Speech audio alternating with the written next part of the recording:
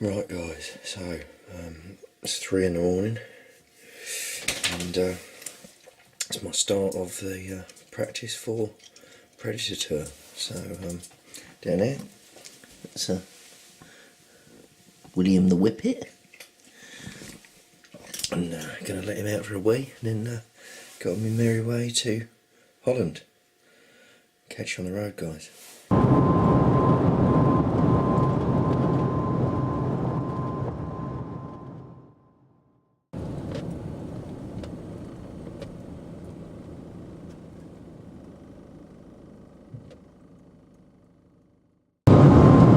So we're now in France, very evident because they're all driving on the wrong side of the road, bunch of nutters. Going to push on up through here, through Belgium, and up into Holland. So, hey, and we're in the Netherlands. Happy days.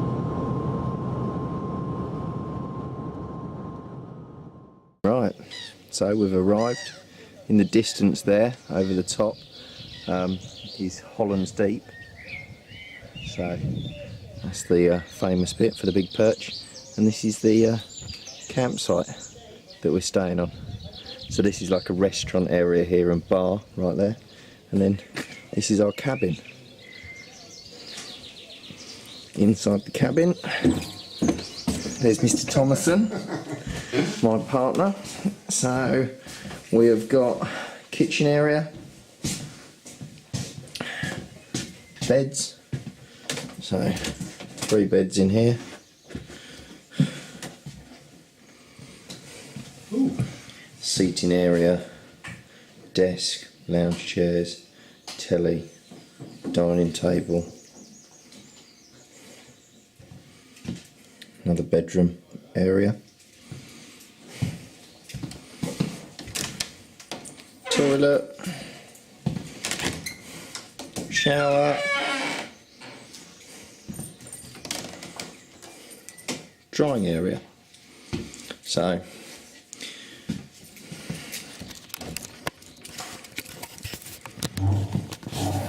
now we're going to get unpacked and get sorted out. So I've been in here 5 minutes and the Norwegians made it look like a bomb's hit it.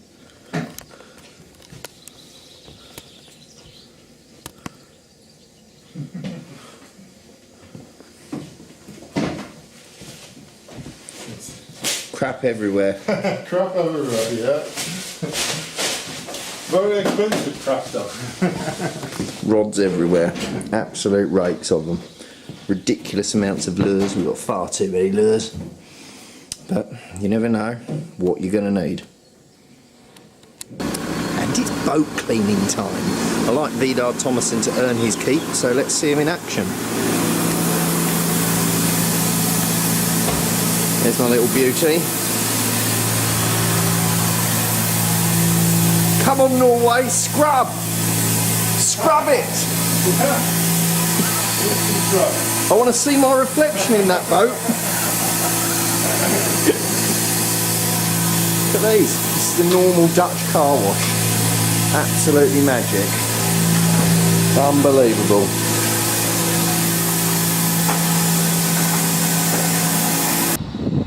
And the picturesque Willemstad.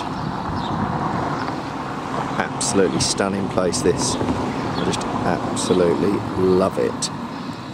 It's such a nice place. Just going to walk around and pop into Jimmy's for a couple of beers and a bit of food.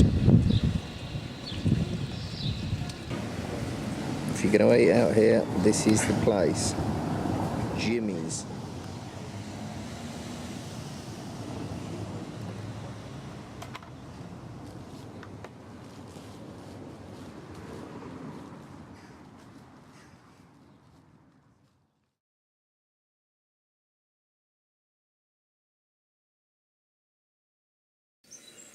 Right guys, so it's 4:45 in the morning and we are off to Jesselsport to get the boat rigged up with some new electronics and hardware, and also to pop into Shimano HQ to meet up with some guys and talk about some new products. So I'm going to get on the road and get out there. Nice update from a friend. Just had Ron Traps message me. He's just had a cheeky nice little zander. Look at that, Vidar. Brilliant. And he's Stunning also fish. managed to scratch a pike out. Well done, Ron. Well done indeed. Dutch don't really do tea. They like coffee, so I had to improvise with using the coffee pot for good old English tea. Bit of breakfast. Something. Mr. Thomason's. Norwegians like it. Special gay. Right guys, so we're on the road. We're just coming up to a particularly nice bit to explain to you. So this is what we call the Moordyke Bridge, and it's a joining of a railroad over to our right, and we've got the motorway that we're crossing now. This cross here in front of us, you will see in the background of a lot of pictures where the guys pelagically fish for zander, and they do that here between these two bridges. You can already see boats out on the water there now. Pelagically is when the fish are up in the water feeding actively on mid-water fish. Over to the left there you can see that's down through Holland's Deep heading towards Harvingfleet Bridge. So this is a massive expanse of water, and don't forget this is actually a river, believe it or not. So the rivers from Germany come in here above us on the right, come down, and then they flow out towards the sea. Right, so we've arrived at Lund Boats. Baz is using his funky little machine to take my boat in. Decided on having some new screens fitted, so I'm going to give it to the experts to put a whole new system inside it.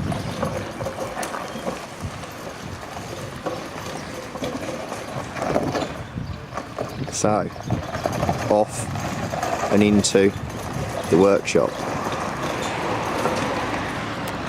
Right, so we're in the workshop. Yeah. This is Baz. He's from Lund Boats Europe, and he's going to fit out our boat today. So, what have we got, Baz? What's this? What's this bad boy? We have some nice stuff from Lowlands. It's the new HDS Carbon series. I didn't see it in real life working, but I know the Gen 3, I have them myself, and it's really awesome to do the fishing with it.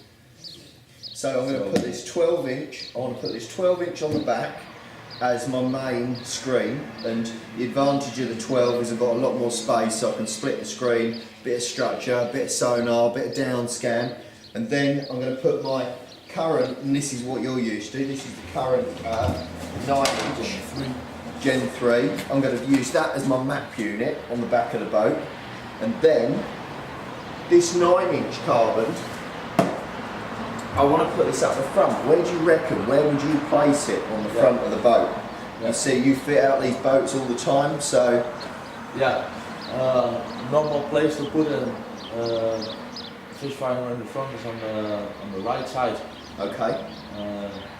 It can be mounted on a sports rack bracket, which has the Lund. I don't know if you can see it in the camera. Oh, these?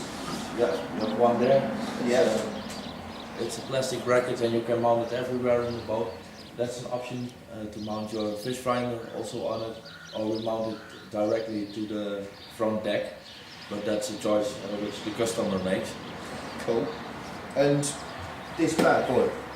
Yeah, we have the 0.1 compass, and it gives the fish finder a sense of which the heading of the boat is. So when you're drifting on the wind, for example, normally your fish finder, when you go very slow, it doesn't know quite good which it's always sort of direction. spinning around. Yeah, and your chart is spinning around on your fish finder. And this one, it knows the heading of the boat, so it gives stability to your chart. Cool. And whereabouts will we mount that? Where do you think best? I don't want to be tripping over it or anything. Yeah. With this boat, I think I recommend it in the left corner there. Cool. There's not too much electricity going around because it's a compass. It's influenced from magnetic fields. Right. So cables from the vantage can influence the compass. So and that's why we bring it here, because this man knows where to put it. If I'd done a retrofit at home, I could have had all sorts of problems. So bring it to the experts, get it done properly. Yeah, so we mount it in that corner so it will work properly. Excellent. And 3D, so we've got our structure scan 3D unit. Again, where's best to mount that? Yeah, this one I have to look around in this boat where's a good space for me to mount it. The good thing is the transducer cable, it's quite big, so I will choose a location where I can easily go with this cables, and we go further with the Ethernet cables that are these ones, and they're much smaller and easier to go through the boat, so I will mount it in the rear somewhere where I have some place, but I will find it. Cool, right, let's crack on. Right, so minor disaster has struck. Managed to leave the 3D power cable in the UK for my 3D structure scan unit.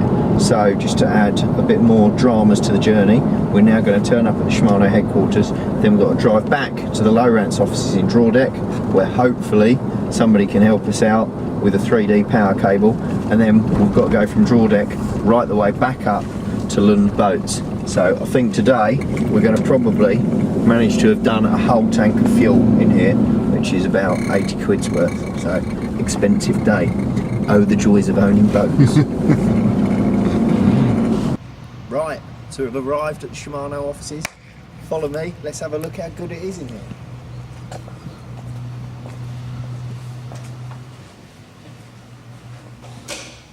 Pretty impressive, pretty impressive. Right, I think over here guys we've got the Shimano timeline.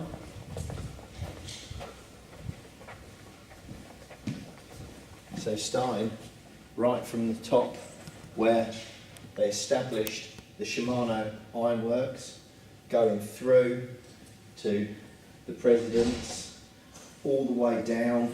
Key things on this board for the anglers amongst us are probably where the first bait runners, which are legendary, so 1985 bait runner comes out, develops down, other key times, 2000 Stella Millennium model released, and there we go, there we have it all, the legendary Jan Porter introduction, tribal concept in the carp fishing side of things. So there's a real huge amount of Shimano history right here in the offices. Right, quick burn down the motorway. We are here. We're going to get the 3D power cable and then we're going to shoot straight back up to Lund Boats.